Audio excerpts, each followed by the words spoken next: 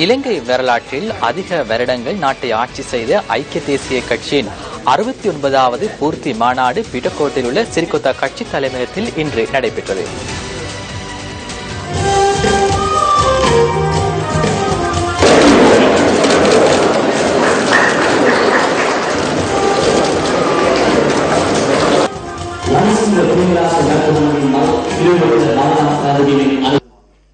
ஐக்கிய தேசிய கட்சியின் 69வது ஆண்டு நிறைவு விழாவின் பிரதம அதிதியாக ஜனாதிபதி மைத்ரிபால சிறிசேன கலந்து கொண்டிருந்தார்.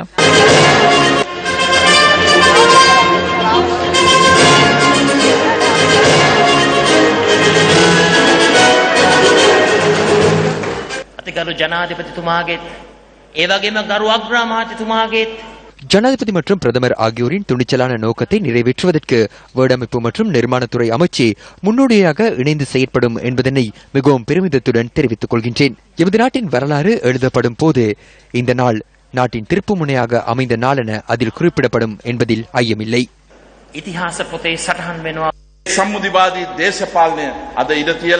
இணக்கப்பட்ட அரசியலுக்கு இன்று இடமளித்து அடிப்படை வாதத்தை ஒருபுறம் தள்ளி வைத்துள்ளோம்.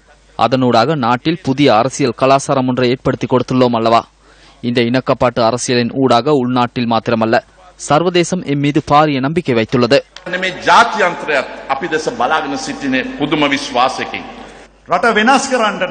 நாட்டை மாற்றியமைக்க வேண்டுமென்றால் பாராளுமன்றத்தில் 113 ஆசனங்கள் போதுமானதாக அமையாது. அதற்கு அதிகமான ஆசனங்கள் தேவைப்படுகின்றன. பல வருடங்களாக எம்மீது குற்றச்சாட்டுகளை முன்வைத்தார்கள். அரசியலமைப்பை மாற்றுவதாக கூறியவர்கள் இன்று இந்த நாட்டின் மிகவும் பொன்னான சந்தர்ப்பம் என்பதனை புரிந்து கொண்டுள்ளனர். நம்பிக்கை கொள்ளக்கூடிய 2 தலைவர்கள் இருக்கின்றனர். கட்சியின் ஆண்டு நிறைவு விழா கட்சியின் தலைவர் பிரதமர் ரணில் விக்ரமசிங்க தலைமையில் நடைபெற்றது. தேசிய அரசாங்கம் என்பது 4 வழித்தடங்கள் உள்ள அதிவேக வீதியில் செல்லும் ஹைபிரிட் காரை போன்றது. முந்திக் கொண்டு செல்ல முடியும். முன்பக்கம் மிகவும் தெளிவாக தெரியும். வீதியும் பெரிதாக இருக்கும். வளைவுகள் கிடையாது. பயணம் மிக விரைவாக அமையும். வாகன நெரிசல் கிடையாது. சென்றடையும் நேரத்தை மிகவும் சரியாக கூற முடியும். எனினும் ஆசனப்பட்டியை அணிந்து செல்ல வேண்டும். அப்போது சேதங்களை குறைத்துக் கொள்ள முடியும். நாம் இருவரும் நித்திரை கொள்ளும் சாரதிகள் அல்ல. ஏனையோர் நித்திரை கொண்டமையினாலேயே நாம் இந்த இடத்துக்கு வந்துள்ளோம்.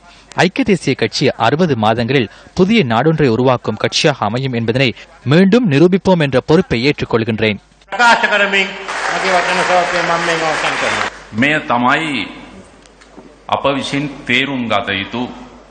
இதுவே எம்மால் புரிந்து கொள்ளக்கூடிய புதிய அரசியல் கலாச்சாரம். தேர்தல் பிரசார நடவடிக்கையின் போதும் ஜனாதிபதி தேர்தலின் போதும் பல்வேறு அனுபவங்கள் கிடைத்தன.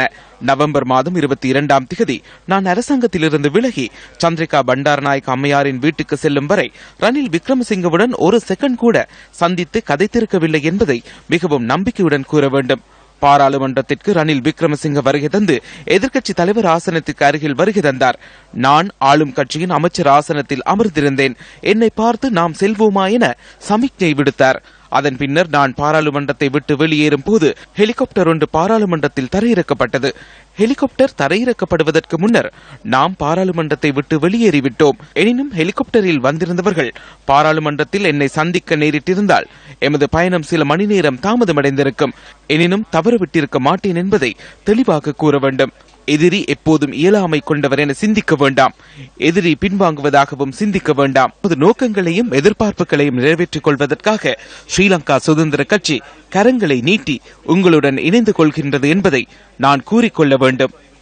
අරමුණ සහ බලාපොරොත්තු ඉෂ්ට කිරීම සඳහා ශ්‍රී ලංකා නිදහස් පක්ෂය සහෝදරත්වයේ දෑත් දිගු කරමින් ඔබ සමග එක්වන බව ඉතාම පැහැදිලිව සඳහන් කරන්නට ඕනේ. அனைத்து இடங்களும் ஒன்றிணைந்த முன்னணி ஒன்றின் தேவையை நிவர்த்தி செய்யும் நோக்கில் ஐக்கிய தேசிய கட்சி 1946ஆம் ஆண்டு செப்டம்பர் மாதம் 6ஆம் தேதி ஸ்தாபிக்கப்பட்டது. அப்போதைய அரச சபையை பிரதிநிதித்துவப்படுத்திய டி.எஸ். சேனாநாயக்க, ஜே.ஆர். ஜெயவர்தன, ஆல்பர்ட் பீரிஸ், டி.பி. ஜயா ஆகியோர் கட்சியை ஸ்தாபிக்க முன்னின்று செயற்பட்டனர். 1947 ஆண்டு அந்த கட்சி முதன்முறையாக தேர்தலில் போட்டியிட்டது. ஐக்கிய தேசிய கட்சி அரசாங்கத்தின் ஆட்சி இந்த நாட்டில் இருந்த காலகட்டத்திலேயே நாட்டிற்கு சுதந்திரம் கிடைத்தது. இலங்கையின் முதலாவது பிரதமர் மற்றும் முதலாவது நிறைவேற்று அதிகார ஜனாதிபதி அறிமுகப்படுத்துவதற்கும், பொருளாதார புரட்சிக்காக திறந்த பொருளாதார கொள்கையை அறிமுகப்படுத்துவதற்கும், முதலாவது மக்கள் வாக்கெடுப்பை அறிமுகப்படுத்துவதற்கும் ஐக்கிய தேசிய கட்சி அடித்தளமிட்டது. இந்திய இலங்கை ஒப்பந்தத்தின் ஊடாக மாகாண சபை முறைமையை ஐக்கிய தேசிய கட்சியை ஏற்படுத்தியமை விசேட அம்சமாகும்.